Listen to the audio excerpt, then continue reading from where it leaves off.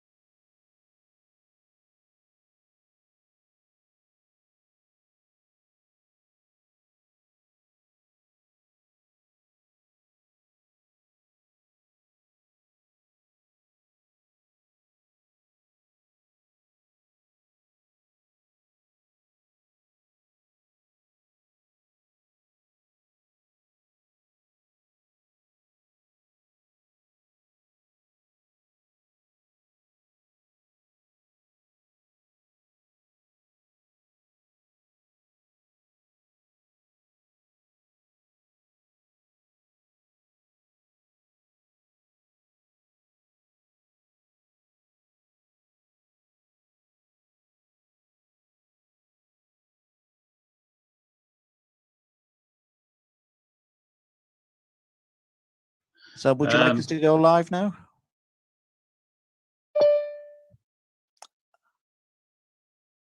We are now live, are we? Okay, well, first of all, Alan, apologies for absence. Yes, Chair, we've received one apology, and that's from Councillor Lilly, North East Derbyshire. Thank you. Item 2, declarations of interest. Any declarations? None have been received, Chair. Okie doke. Item 3, the minutes of the last meeting.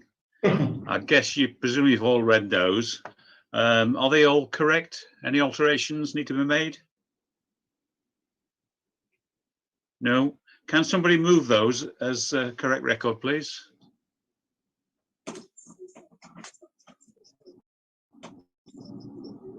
Has everybody had minutes? I've not had any minutes. Ray's not had any minutes. They were in the pack. So unfortunately, so I don't appear to have actually received a hard copy, but they are actually on the published pack. I can confirm that, Alan. I'm looking at them on screen now. So from that point of view, I mean, are there two members who are actually at the meeting? I think Councillor Tate and Councillor Furness were both there. I'm happy to move them as a correct record. Councillor Tate, would you want a second?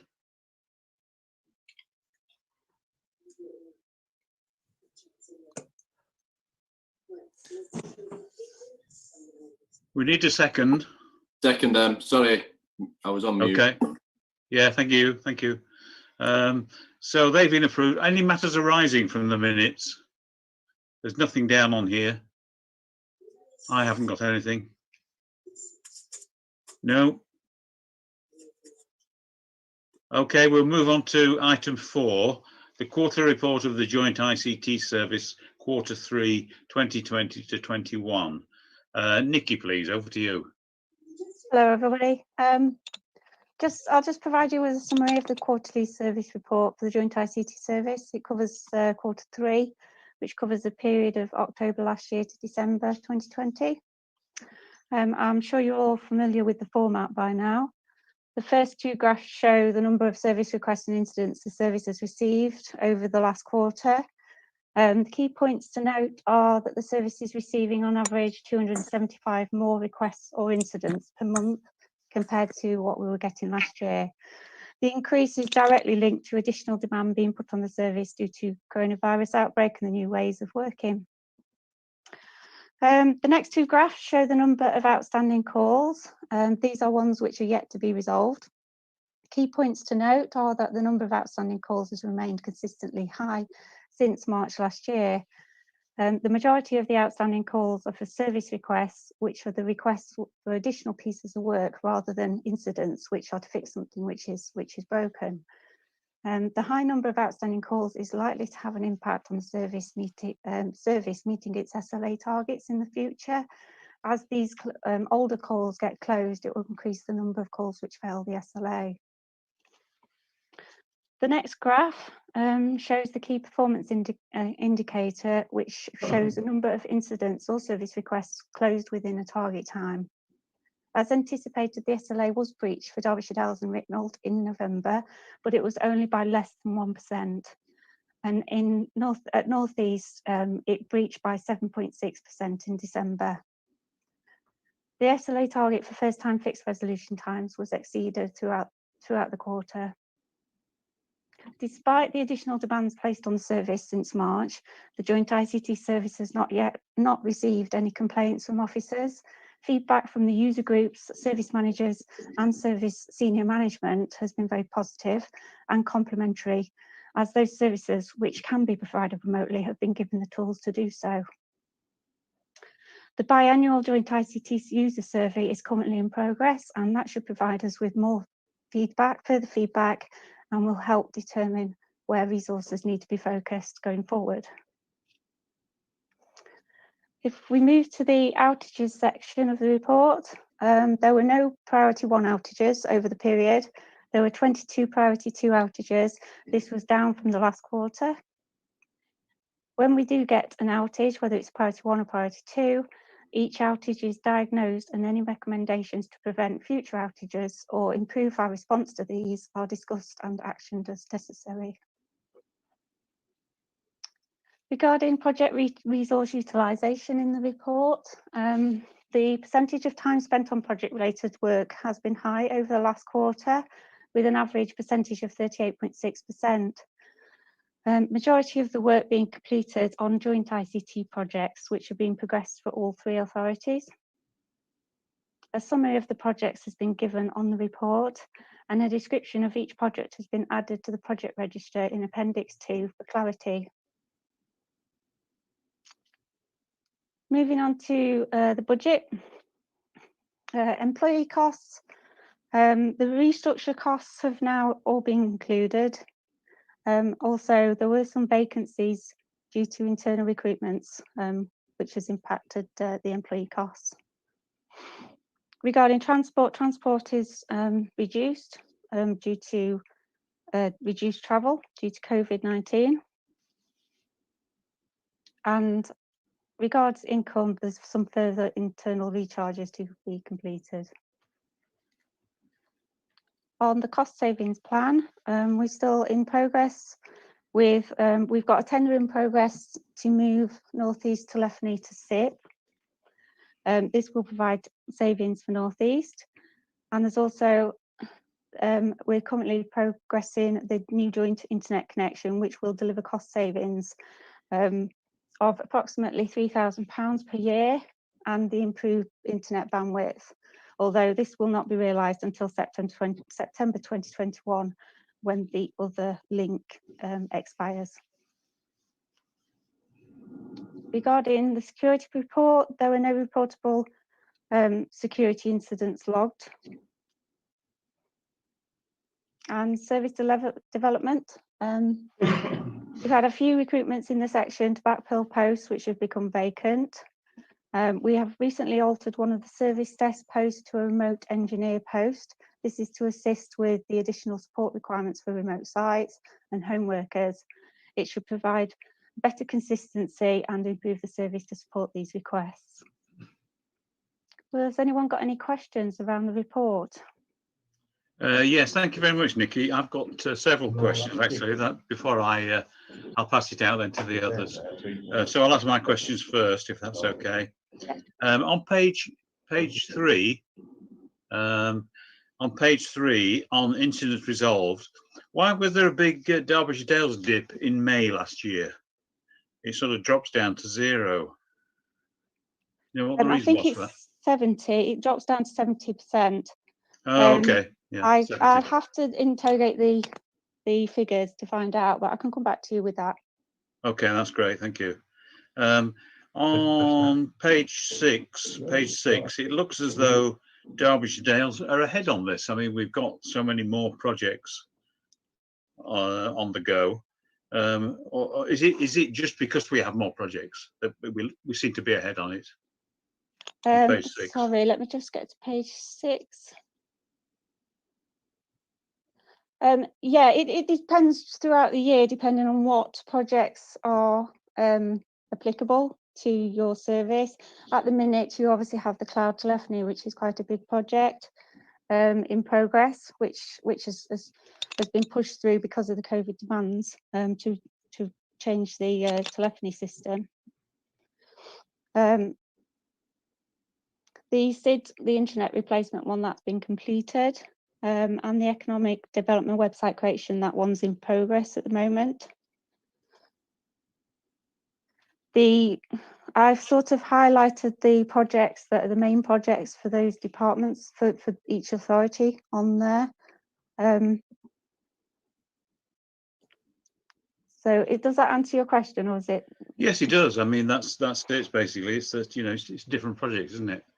Yeah, different times of the year there's different projects, and some may require more resources than others. For instance, cloud telephony one, there's been quite a lot of resource on that one, whereas the Meritech one at the moment we're not doing as much work on that one. Yeah, they sort of just they're broken down. If you look at the project register, that also gives you a bit more information. Yeah, okay. On page 7, the budget, why are there such big variances, particularly on services? It's looking so- like 93,000 variance there. for Yeah, quarter it's three. normally after they call it reprofiling. It's because we may have a bill in at a certain time which lasts for the whole of the year. So we may not have been billed for everything up to the end of the year. We also rely on finance to move the appropriate amount of budget into the right year. So we may be billed for something that say if we're billed for something now, we'll be billed for 12 months, but only 3 months of it is to go into this year, financial year, and the rest ends up in the next financial year. So it does sort of skew the figures a little bit until that's resolved at the end of the year. Okay, so it should come into balance by the year end, you reckon? Yeah. Good. Okay, on page 20, we're talking about the 365, moving to 365. Will 365 work okay on the Apple iPads? It will do. It does have apps which will work on the iPads as well. But it's something we're going to work closely with governance and James McLaughlin at Derbyshire Dells to establish what it is that members want and how members use it, so that it's functional for what you need. Okay. Now, I'm a governor of two separate schools, and I have to use different browsers for each 365 account. Would I therefore need a third browser for the district council, or is that covered by Apple? You'd have an app on your iPod device. It'd be Okay. an app rather than going to an internet browser. I think normally I'm not sure why they're using different browsers, but it may be because it caches some of your information. So if you log on to one, it remembers that you've logged onto it, and you have to log out, and that might be why you're using different browsers. I'm not sure. But it'll be part of the project. If you try and use the same browser, the information will just get scrambled. Yeah, it's ridiculous. I think if you're using incognito mode, that can help on Chrome, because it doesn't remember some of your settings. But yeah, that's something we will obviously look into as we progress through the project to make sure that it's as easy as we can make it for members to use. Yeah, thank you. And the last one, it's only a minor one. This is about the field staff for the census. I mean, are we assuming that that we'll be out of the COVID spacing by then? Field staff for the that's one of mine, Nikki. Oh, sorry. That's all right. At the moment, they're playing it by ear, so they're trying to put plans in place for whether we're still in lockdown and not doing. The plan is anybody who is visiting households, they will not be going into properties. It will be done doorstep at a distance, the usual measures. But at the moment, they're releasing very little information. Okay, that's all my questions. Any other questions for Nikki?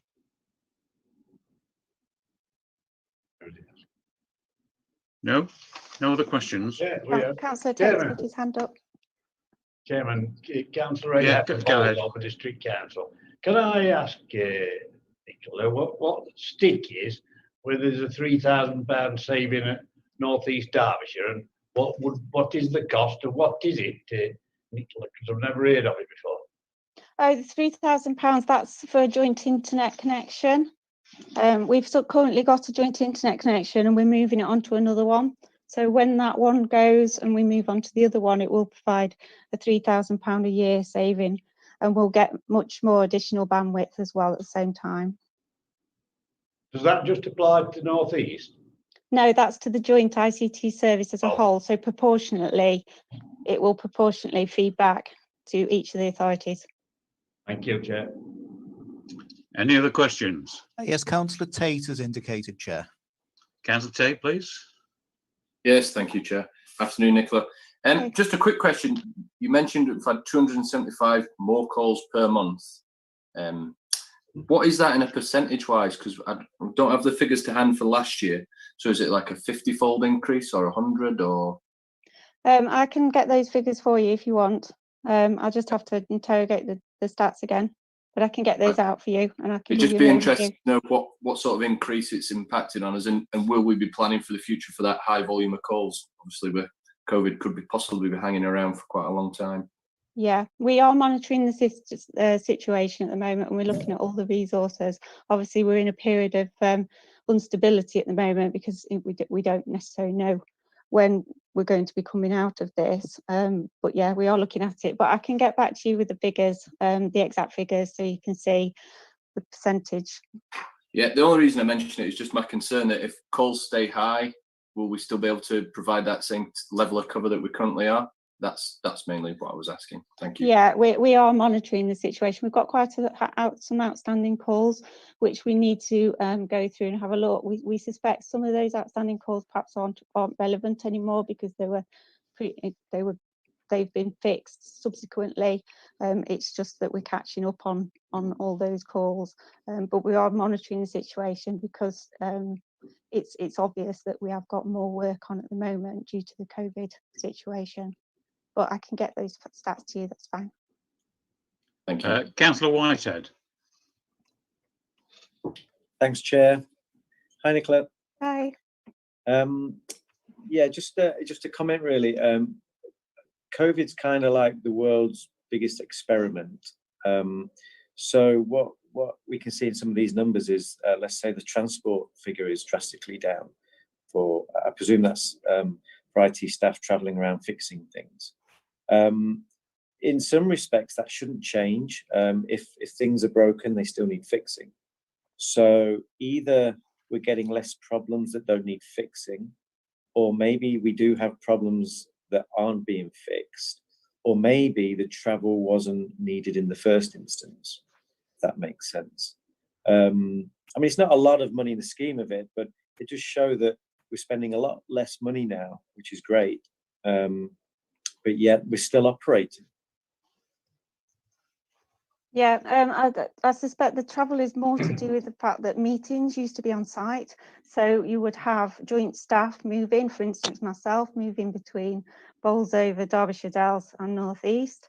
That is not happening anymore. That's not needed anymore because most people are using Zoom to communicate. So I think that's where a lot of it is. A lot of people are working, a lot of the staff, not all, but some of the staff are working at home. So they're not travelling from different sites to do various different things. Most of the stuff that we do is remotely, but we do have service desk presences on site, and we go into the offices when needed. Other than that, we're abiding by the government guidance, and where we can work remotely, we work from home. Thank you for that. Councillor Broughton. Matt Broughton, Head of Partnerships and Transformation, Chair.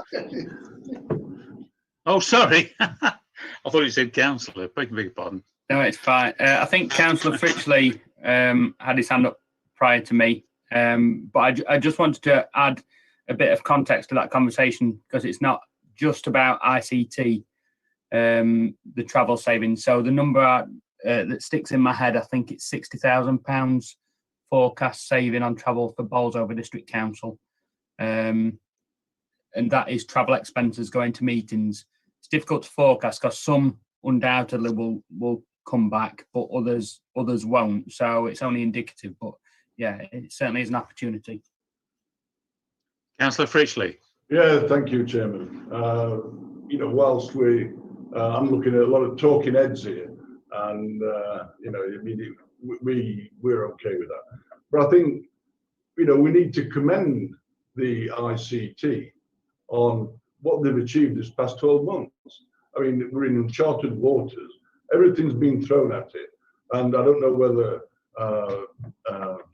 Matt has got anything to say about technicalities of this thing, but I think ICT have done a wonderful job this past 12 months. You know, they've kept it moving. They've not caught any viruses that really put us in a mess, wouldn't it? But you know, I think we need to place it on record, Chairman, that we applaud the determination and consistency of the ICT programme, Chairman. Yeah, thank you, Councillor. We will do that. Can you note that, please, Alan? Councillor Purdy. Thanks, Chair. Well, I'm happy to endorse what Councillor Fritchley said. It does need saying, and that goes for all local authority staff who've worked admirably in this COVID. I've just got a question, Chair, and it might be more aimed at Alan and Steve. we're having discussions at the moment at the council with regard to the fact that there doesn't look as if there's going to be any primary legislation in May, and that means that we've got to come up with a plan B, how we conduct meetings. It might need delegated powers to senior officers. So I think I just put that on the table for thought processes as to when we come to May and how we take it forward. Thank you. Councillor Whitehead. Yeah, just want to carry on that point. That's a great point. Let's think about this meeting in particular as an interesting one, because there's many councillors travelling from all corners of areas. So there's cost and there's a climate impact, if nothing more. You know, we're all travelling around in cars to get together in a meeting, and yet we seem to be fine doing it in this instance, and we can save money and save the environment as well. So I would certainly like to explore how we can carry on doing these kind of meetings. Whether there's a legal aspect to it, I'm not so sure, but I would certainly like to pursue that. Chair, if I may come back to Councillor Whitehead, that's actually my point, Councillor Whitehead. It's the fact that primary legislation was enabled to allow us to do this, but that runs out. I think it was given a clause date of something like 7th of May. So given the fact that government don't seem to be moving to any more primary legislation, it seems to put the ball in our authorities' parks as to how we scramble and carry on with our meetings. Yeah, thank you, Councillor. Any other questions or points to make? No, I think we've exhausted it. Well, thanks very much, Nikki. You've clearly had a very busy time. That's been very interesting. So we'll move on now to it's the coronavirus additional and current demands on the service. I think this is just a verbal, isn't it? Am I correct, Nikki? Yeah, it's just really an update to say the stuff that we sort of promote, the stuff that we have been challenged with and that we have achieved, and the fact that we're still it's still ongoing. It's not all gone away. There's lots of technical and different things that we're working on top of all the stuff that we need to do that was already scheduled to do.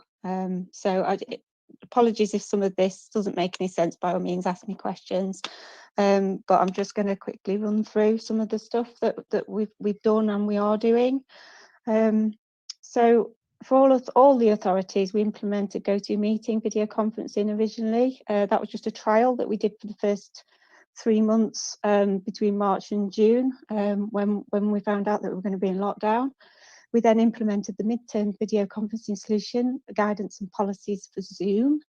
We added new security configurations for home working, installed additional applications on the virtual desktops, implemented a VPN solution to assist with home working capacity and requirements. We procured additional peripherals like powered line adapters, headsets, etc. Purchased, built and configured and deployed additional laptops and iPads. Purchased and configured additional 2-factor authentication to assist with home working and security. We procured and installed the disaster recovery virtual servers to provide better resilience for working at home. Purchased and installed additional virtual licenses. We coordinated required system operating system upgrades whilst people working at home. We've done many COVID-related updates to applications for council tax, business rates, benefits changes, etc. Assessed several security audits for access to cloud solutions. Tendered for additional network links, provision and installed new internet links for the increased capacity and resilience to support the agile working. Provisioned and implemented replacement security products. I'm working on the Microsoft 365 implementation to improve agile working and improve the security. At North East Derbyshire and Bolsover, we've assisted governance with the iPad rebuilds and app installations. We've provided assistance on telephony diverts for business centres, set up cameras in council chambers and the streaming solution, set up equipment for the COVID support helpline. The Microlab web chat installation to improve how people can communicate to the council remotely through digital channels. Soft phone configurations for working at home. The projects and development team have been busier than ever with creating and developing online forms and contact centre scripts.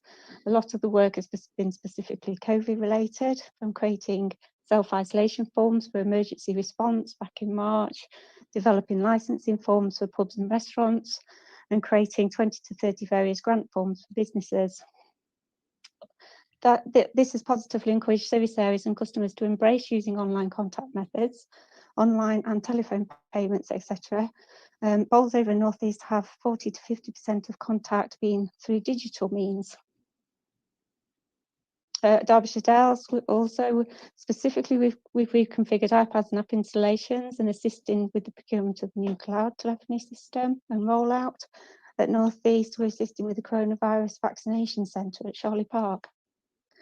So it was just really, I know there's a lot there to take in, but it's just to reiterate all the additional stuff and demands that have been put on us due to COVID.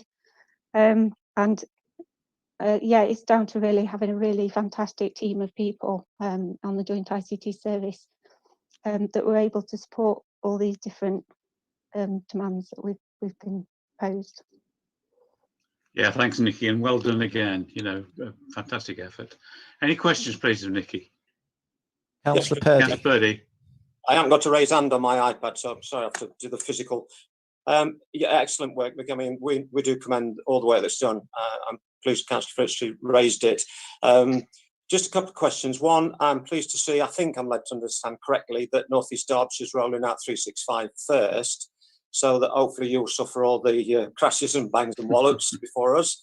Can you indicate when it might come to Derbyshire Dales? I note that SID's up here as a replacement. I mean, it's a hell of a long time since I used SID, and it was very clunky then. So I think we need to get a message out to our members. I don't know if you use it, Chair, but yeah. It's a long while since I used it. And there was one other question, but it's escaped me at the moment. Oh, yes. In the 365, which platform will we be going on to? Will we continue with Zoom, or will we transform to Microsoft Teams? I think that's something really to speak to the corporate services regards. I am going to meet with James regarding what they want to do in the future. Obviously, Zoom can continue to be used as everybody's familiar with it. And then at some point, it may be that they prefer Teams. I think it's something I can work with the governance and corporate services, and they can look at what works best. I know there are a lot of councils now using Teams, and they've developed a lot for the future. There's nothing to stop Zoom continuing being used. They won't need as many licenses once we've got Teams, but that doesn't stop you using it for council meetings. So it's something I can discuss with them for the future, but it's not like it needs to change straight away. Regarding timescales for Microsoft 365, at the moment we've done some discovery work with a consultancy to give us an idea of how much work we need to do to get things into a position where we can start the next phase of implementing Microsoft 365. Like I said in the PowerPoint demonstration last time, there's lots and lots of bits to Microsoft 365. It is not just rolling out Teams. There's lots of things in the background. So we're working on those at the moment. Once we've got a good idea of how much work that's going to be, we can start putting timescales in place of when we think it will actually feed down to changes that, to the way that we work. So at the moment, we're still in that phase where we're trying to understand how much work there is involved. At the minute, we're doing an identity piece, which is basically putting our Active Directory, which is all the security stuff, into the cloud. So there's a lot of background work before we can do that. So as soon as we can get some sort of indication of a project plan to you, we will do. But at the moment, we're still in that phase where we're understanding how much work needs to be done before we can get anywhere near rolling anything out to you. Thanks very much. That's helpful, because I've had a few members ask me when it's rolled out, so that's helpful. Thank you. Any other questions? Can you see anything, Alan? No, no one's indicating, Chair. Just having a look. No. Yes, okay, Nicola, you have to say something, Nicola. Sorry, I think you mentioned about SID. access to SID. I know SID's been relaunched, hasn't it? So I don't know, it might maybe something that needs promoting with the members. If Yes, I'll try it again. it's something we could raise with James or communications, perhaps. Yeah. I don't want to express my ignorance unduly, but who's SID?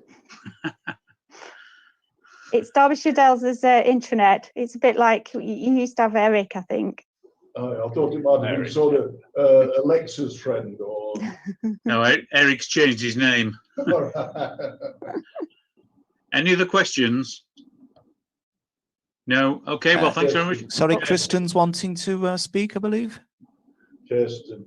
Please, Kristen. Thank you. Just regarding SID, I think when that was developed, the requirements weren't to include access to members, so it might be that you can't access it at the moment. So you'll need to speak to communications. If it's something that you do need access to, we'll have to look at developing that in. At the moment, it was built to use Active Directory to get access to it. So I don't think it'll be that straightforward at the moment, but give it a go. If you can't get access, let me know and we'll have a look at it for you. Thanks very much. Thank you. Any other questions? There used to be a slogan, Ask Sid, some years ago. I don't know whether it was BT or. Sorry, who's that speaking? It's Who's Steve speaking? Critchley. I'm still on hiya. this SID. I'm still on this SID thing. Didn't there used to be a slogan, Ask Sid, many years ago? It was an advert. Steve, it was an advert. You're thinking about hitting SID. I remember it. It was an advert, I think. Oh, right. Was it BT? Well, I think it was something to do with. It was an advert anyway. I think it was British gas privatisation. Yeah, I thought it might have been gas. Yeah. Yeah, I remember it as an advert. We're showing our age now. That was back in the 80s. Back in the 80s. A long time. Yeah. Yeah. Showing the age. That's probably. Any other questions? No. Okay. Well, thanks, Nicola. So we'll move on to item 6, urgent business. Anything, Alan? None at this end, Chair. Councillor Tate's indicating. Councillor Tate. Yes, thank you, Chair. It's just a question, really. I think it must be at least 12 months ago now.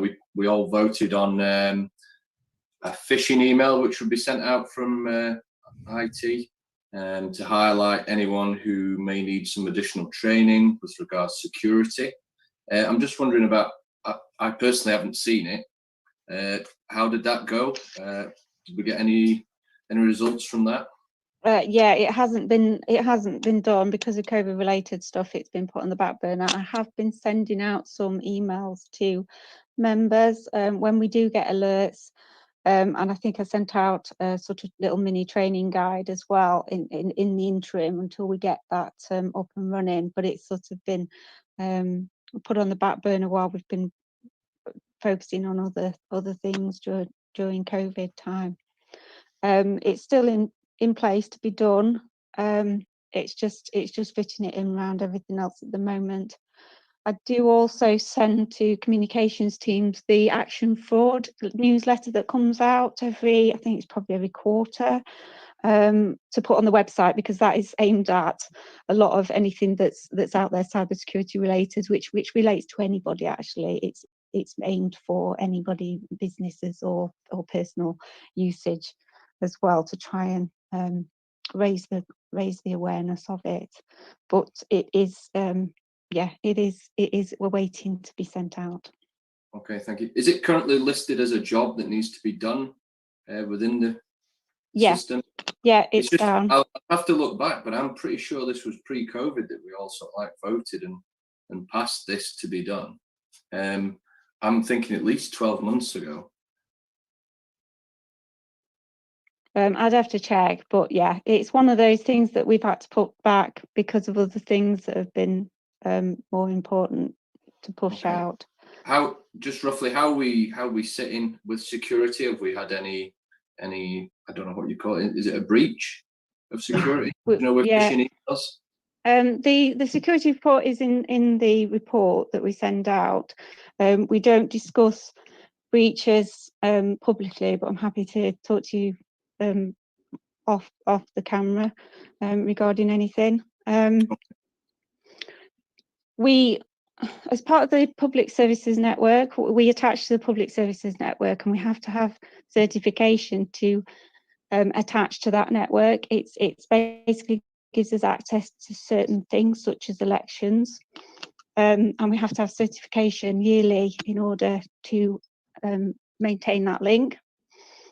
Part of that meant that certification is that we have penetration tests from an external company, Crest approved external company, who come in and they basically they attack us from the inside, and then they provide us reports of anything that where there might be a vulnerability, etc. And then we can patch those vulnerabilities or address those issues. So that's an ongoing process that's been going on for years. So we monitor things through that, as well as obviously anything that comes through that might be a vulnerability, whether it's some sort of software that we use that's given has got a vulnerability, we will then address patching it. So that's a sort of state where we are at the moment. We have these reports that tell us what needs to be done, and we address the critical things that need to be done. Okay, thank you. The only reason I ask is because when we passed this to be done, things weren't online as much as they are now. I know everyone, every meeting is online, and we're doing so much more through our iPads.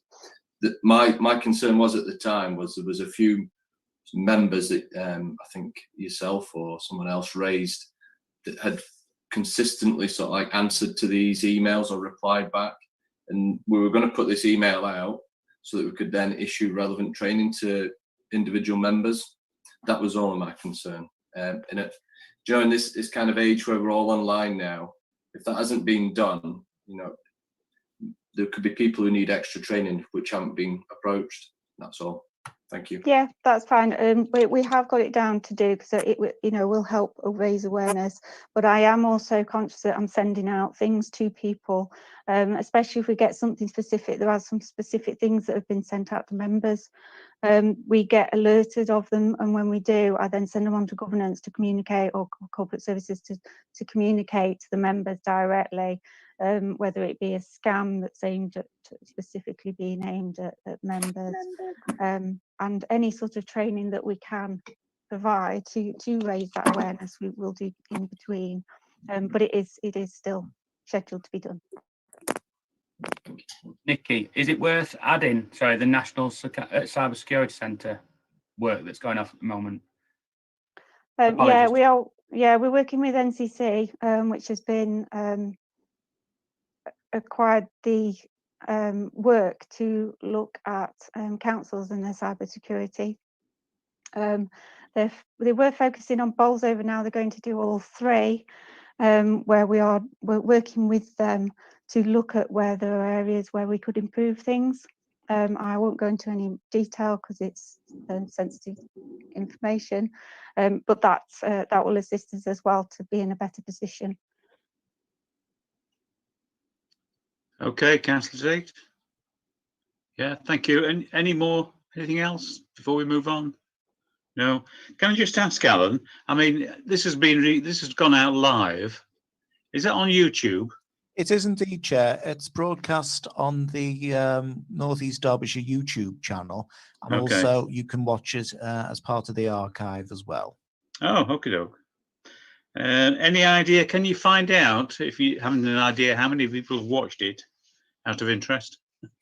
We'll be able to hopefully get the figures in a day or so's time. It'll not be as many as those that watched that parish council meeting in Cheshire, will it?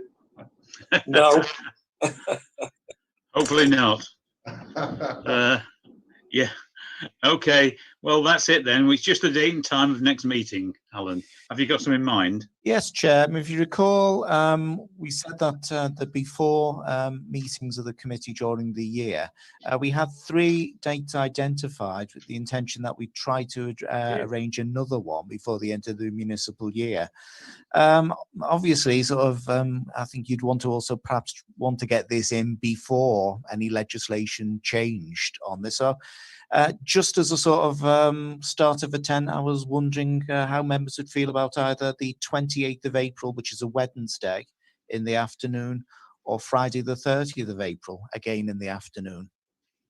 Well, that's okay for me. What was the second date? The The 30th. 30th. So either the both- Wednesday or the Friday. Both dates okay for me at the moment. I mean, would you like me, Chair, to actually just send that round to everyone anyway, and that way you can sort of check all diaries and whatnot, and then we can hopefully Good get idea, confirmed up? Chairman. Yes, please. Okay, Chair. Chair, will do. Okay, well, thank you. Thanks again, Nikki. Thanks to Thank everybody you. for your questions. So we'll sign off now then. Sorry, Chair, Councillor Whitehead, I think, was indicating. Oh, I beg your pardon. Just to let you know, there's 4 people watching live at the moment. Does that include us? No, it doesn't. Okay. All right. Thank Cheer, you. everybody. Thank See you next Chair. time. Thank you, Bye. members. Bye. Bye.